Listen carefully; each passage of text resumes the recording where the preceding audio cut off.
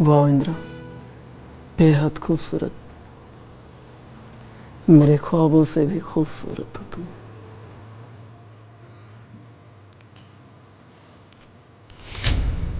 क्या हुआ? मैं पसंद नहीं तुमको? ऐसी बात नहीं है, लेकिन लेकिन क्या? देखो इंद्रा, ये हमारी सुहाग रात है, ये हमारे मिलन की पहली रात है। इधर आओ। मुझे मत छूइए, मुझे ये पसंद नहीं है, प्लीज। ये सब पसंद नहीं? ये कैसी बातें कर रही हो इंद्रा? मैं आपका पति हूँ और आज हमारी सुहाग रात है। देखिए, आप मेरे साथ जोर जबरदस्ती करने की कोशिश कर रहे हैं। अगर आपने एक और बार मुझे छुआ ना तो मैं शोर मचा दूंगी। ये कैसी बातें कर रही तुम? अगर यही सब करना था तो मुझसे शादी क्यों की? ये तुम्हें पता होना चाहिए था ना कि पति प्यार करेगा, पति छुएगा।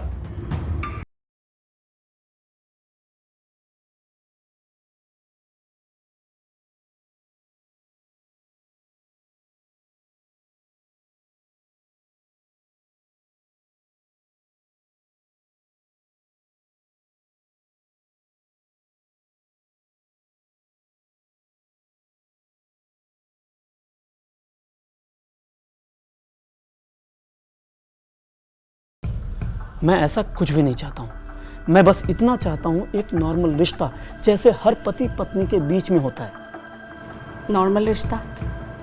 मैं भी एक नॉर्मल रिश्ता ही चाहती हूँ। मैं आपके लिए सब कुछ कर सकती हूँ, खाना बना सकती हूँ, कपड़े धो सकती हूँ, आपके माँ बाप की सेवा कर सकती हूँ। लेकिन आप जो चाहते हैं वो नहीं कर सकती मैं। मतलब यही कि आप मेरे साथ नहीं सोओगे। अगर आप ऊपर सोओगे तो मैं नीचे सोऊंगी। इसकी कोई जरूरत नहीं है।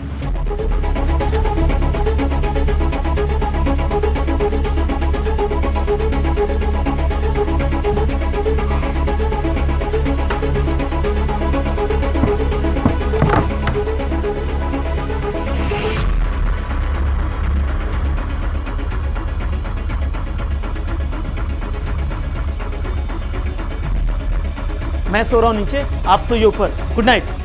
शादी के बाद मिलन की वो पहली रात थी और उसी रात गाजियाबाद के रहने वाले मनोज को मिला जिंदगी का सबसे बड़ा सदमा। ऐसा सदमा जिसने एक पल में ही हिला दी उसकी पूरी दुनिया।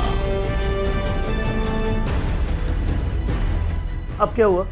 अब तो मैं जमीन पे सो रहा हूं ना। सोइए ना, आप, मैं आपको डिस्टर्ब थोड़ा ना कर रही हूँ। अरे डिस्टर्ब नहीं कर रही हो तो भूत की तरह जाग क्यों रही हो? लाइट ऑफ करो, मुझे नींद नहीं आ रही है। अच्छा, लाइट ऑफ कर दो? हाँ, ताकि आप मेरे साथ मनमानी कर सको। हाँ, सब समझती हूँ मैं आपका। पागल हो? दिमाग खराब है तुम्हारा? तुम्हारे साथ मनमानी करूंगा? ऐसा हूं मैं? हद है यार।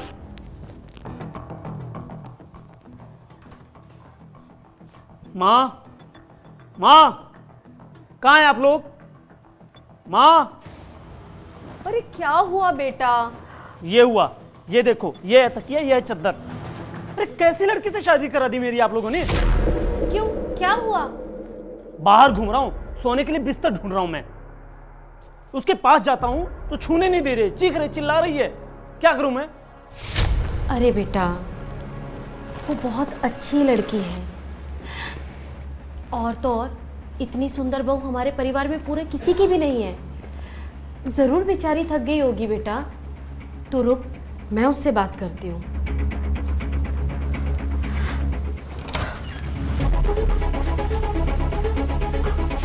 इंदिरा, इंदिरा, क्या हुआ बेटा? मामी जी, मुझे बचा लीजिए। मैं यहाँ पे सो रही थी और मनोज मेरे साथ जबरदस्ती करने की कोशिश कर रहा था। जबरदस्ती? बेटा, वो तुम्हारा पति है। बेटा, आज तो तुम्हारी सुहागरात है। सुहागरात के तो दिन हर पति पत्नी अपने प्यार से जीवन की नई शुरुआत करते हैं बेटा। मैंने भी तो शादी इसीलिए की थी ना कि अपनी नई जिंदगी की शुरुआत कर सकूं। पर मम्मी जी मनोज मुझे जबरदस्ती पकड़ रहा था। बेटा वो तुम्हारा पति है और भला ये तुम्हारे साथ जबरदस्ती क्यों करेगा बेटा?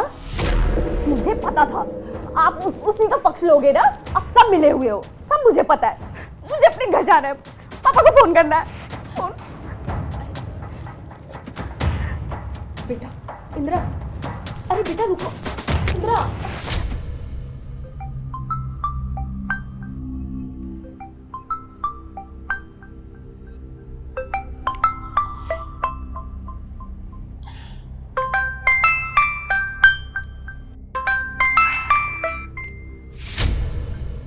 इतनी रात को इंदिरा का फोन क्या हो गया?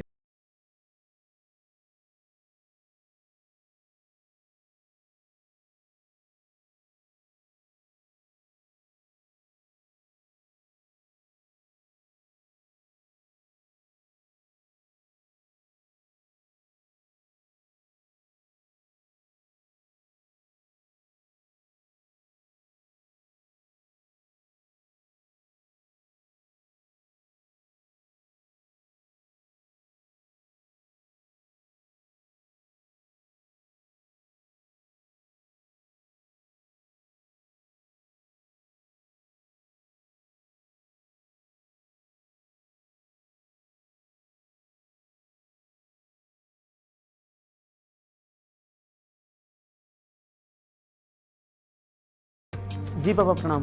हाँ प्रणाम बेटा। क्या हो गया मनोज जी?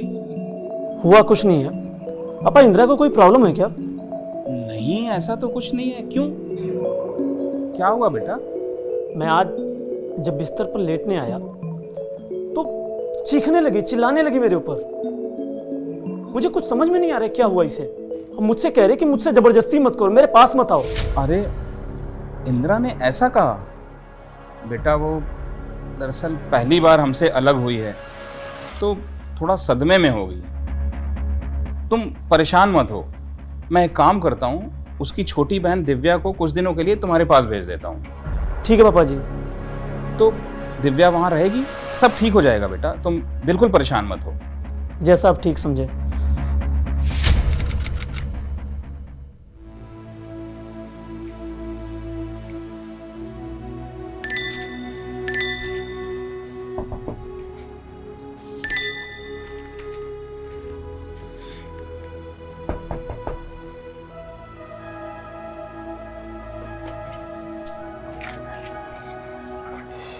आओ।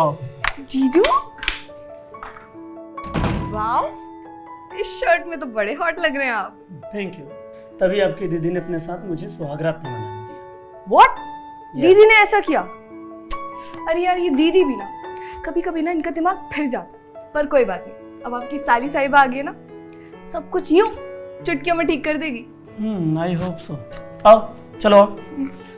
कल रात में तुम्हारी दीदी तो तुम्हारी ही बातें करती रही। मैं चाहता कुछ और था लेकिन तुम्हारी दीदी। अरे जीजू डोंट वरी, अब मैं आ गई हूँ ना, और मैंने कहा ना दिव्या आई मतलब आपकी खुशी आ गई। दीदी कहाँ है? दीदी दीदी दीदी आई बाबा।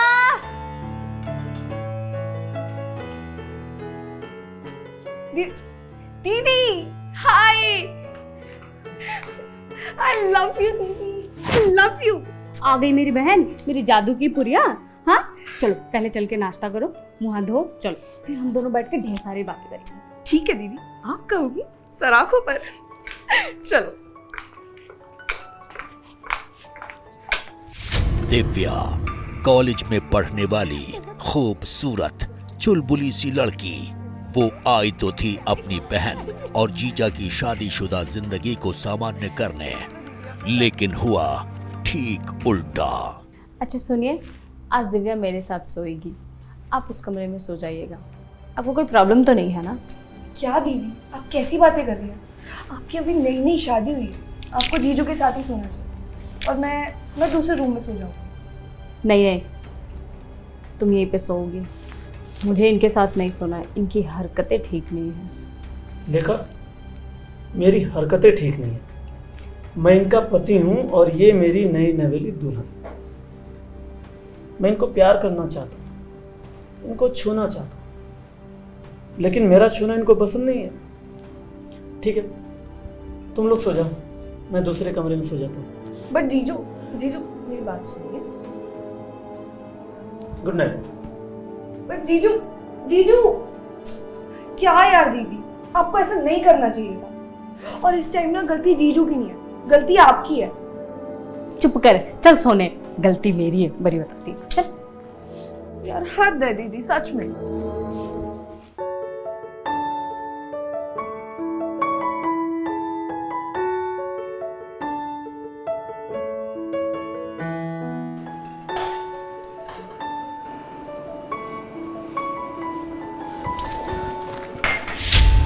जीजू, आप ये क्या कर रहे हैं? अपनी साली को हक करने का हक नहीं है मेरा? जीजू वो बात नहीं है, पर दीदी से देखेगी तो क्या सोचेगी? साली में तो आधी घरवाली होती है ना, समझ गई। मतलब आप आधी घरवाली का हक मांगने आए। मैं तो तुम्हें पूरी घरवाली का हक देना चाहता हूँ। मतलब दिव्या, मैं तुमसे शादी करना चाहता हूँ। जीजू आप क्या बोल रहे हैं? मैं आपकी साली हूँ। जानता हूँ मैं, अरे तभी तो मैं तुम्हें अपनी घरवाली का हक देना चाहता हूँ। तुम्हें पता है ना, तुम्हारी दीदी मुझे अपना पति भी नहीं मानती, मुझे छूने भी नहीं देती। अगर मैं उसके पास जाता हूँ चीखती है, चिल्लाती है। अब तुम बताओ क्या करूँ मैं? दीदी को भी पता नहीं क्या हो गया। मैं कितनी बार समझा चुकी हूँ उन्हें, पर वो तो लोगों को सब पता है, वो साइको थी, पागल थी। लेकिन तुम लोगों ने उसे डॉक्टर को दिखाने के बजाय मुझसे शादी करा दी, मेरी जिंदगी बर्बाद कर दी। तुम सब लोगों ने चीटिंग की है। लेकिन I'm sorry जीजू, मुझे पता है जो आपके साथ हुआ है वो नहीं होना चाहिए था, वो गलत था। गलत था ना, इस पाप का प्रायश्चित करना पड़ेगा। और प्रायश्चित तुमको मेरे साथ शादी करनी पड़ेगी। अगर तुमने मेरे साथ शादी नहीं की तो मैं तुम्हारी बहन को तलाक दे दूंगा। तलाक! नहीं जीजू, आप उसे तलाक मत दीजिएगा। मैं आपसे शादी करने के लिए तैयार हूँ, पर उससे पहले आप एक बार दीदी और पापा से बात कर लीजिए। पता है तुम्हारी बहन को, बल्कि उसी ने तो मुझसे बोला था कि मैं तुमसे शादी कर लूँ। मैं यकीन नहीं आ रहा ना। एक मिनट, इंदिरा, इंदिरा, आ रही हूँ, ठंड रखो। क्या हुआ, बोलिए। मैं तुम्हारी बहन के साथ शादी करना चाहता हूँ। तुम्हें कोई एतराज तो नहीं? देखिए, अगर शादी का मतलब शारीरिक सुख है वो तो मैं आपको कभी नहीं दे पाऊंगी। अगर ऐसे में आप मेरी बहन से शादी करना चाहते हैं और वो भी तैयार है, मुझे कोई एतराज़ नहीं है। सुन लिया तुमने ना? हो गया यकीन अब तुम्हें? तो ठीक है, फिर आप पापा से बात कर लीजिएगा। Hello hello. Manoj, yes please. मैं तुम्हारे ससुर का दोस्त संजय बोल रहा हूँ। सुना है कि तुम दिव्या से शादी करना चाहते हो? जी, आपने सुना है तो ठीक ही सुना होगा। और मैं ऐसा क्यों करना चाहता हूँ ससुर जी को मैंने बता दिया है। देखो, ये सारी कहानी मैं सुन चुका हूँ। अब मेरी बात ध्यान से सुनो। इंदिरा तुम्हारी बीवी है, और अगर वो तुम्हें पति के रूप में एक्सेप्ट नहीं कर पा रही है तो ये तुम्हारी प्रॉब्लम है। ज़रूर तुम्हारे अंदर कोई प्रॉब्लम रहेगी। कमी मुझ में नहीं, आपकी बेटी इंदिरा में है। उसका दिमागी संतुलन बिगड़ गया है। हमारी इंदिरा में कोई कमी नहीं है, उसका दिमाग बिल्कुल ठीक है। इंदिरा एक अच्छी लड़की है, तो इसीलिए उसको तलाक देने के बारे में तो आप सोचिएगा मत। और हाँ, एक बात ध्यान रखिएगा, दिव्या आपकी साली है और साली ही रहेगी। आप समझ रहे हैं ना मैं क्या कहना चाह रहा हूँ? सब समझ गया। इसका मतलब मैं इंदिरा को तलाक भी नहीं दे सकता और अपनी साली दिव्या से शादी भी नहीं कर सकता। करेक्ट। और हाँ दामाद बाबू, आज से ही इंदिरा के साथ एडजस्ट करना सीखिए, अपना तालमेल बैठाइए। और हाँ, दिव्या अब वहाँ नहीं रहेगी, उसको आज ही आप घर भेजिए। ठीक है, मैं आज ही दिव्या को यहाँ से भेजता हूँ। थैंक यू दामाद बाबू, आप एक अच्छे इंसान हैं और आप एक अच्छे पति बनिए। ठीक है? ठीक, बाय। बाय।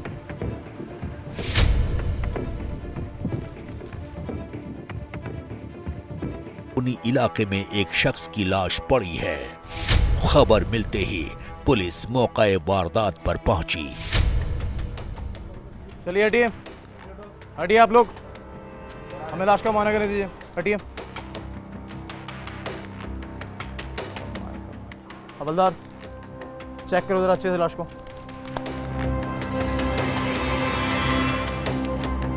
जेब की तलाशी लो अच्छे से। पुलिस ने लाश का मुआयना किया तो मरने वाले की जेब से मिला एक मोबाइल और फिर उसी मोबाइल से लाश की शिनाख्त भी हो गई। मरने वाले शख्स का नाम था संजय, वही संजय जो मनोज के ससुर का काम जिगरी करो, दोस्त इसे कब्जे में लो था। और चेक करो। तो आप संजय के भाई हैं? हाँ सर। क्या करते हैं आपके भाई? सर मेरे भाई ठेकेदार थे। कल वो कुछ काम से बाहर गए लेकिन वापस नहीं आए। पता नहीं सर किसने उनका खून कर दिया। आपको किसी पे शक? हाँ सर, वो कुछ दिनों से उनका पेमेंट को लेके कुछ लोगों से विवाद चल रहा था, तो मुझे शक है कि उन्हीं लोगों ने उनका खून किया है। चलिए ठीक है, आप घर जाइए, हम देखते हैं। जी सर, धन्यवाद। धन्यवाद, नमस्कार। संजय के भाई ने शक जाहिर किया तो पुलिस ने उन लोगों को हिरासत में ले लिया जिन पर कत्ल के आरोप थे। लेकिन तफ्तीश में पता चला कि जिन लोगों को पकड़ा गया है वो बेकसूर हैं। उन्होंने संजय का मर्डर नहीं किया है। गाजियाबाद पुलिस के मुताबिक संजय के घर वालों ने जिन लोगों पर हत्या का शक जताया था उनका हत्या में कोई रोल नहीं था। ऐसे एक बार फिर से इस मामले की जांच की गई और फिर शक के दायरे में आ गया मनोज। शुरू में तो मनोज खुद को बेगुनाह बताता रहा, लेकिन सख्ती बरतते ही उसने सारा सच उगल दिया। क्यों मारा? बोल। मरता नहीं तो क्या करता? बड़ा हीरो बना फिर रहा था वो। फिर मिल गया मार के कुछ? मैं अपनी साली से शादी करना चाहता था। तो हो गई शादी? अब सब तैयार थे, मेरे सास, मेरे ससुर, दिव्या सब। लेकिन संजय नहीं माना, हीरो बन रहा था। मैंने मरवा दिया उसे। मारकर हो गई शादी? मेरा भतीजा मनीष ने मुझे बताया कि उसका एक दोस्त है विद्यानंद, 2.25 लाख रुपए की बात हुई। मैंने फिरौती दी। वो भी जाएंगे अंदर। ओम, पकड़ो सभी। कहाँ है दोनों? वो भी नहीं बचेंगे, समझा? वो भी नहीं बचेंगे। ढूंढो एक एक को।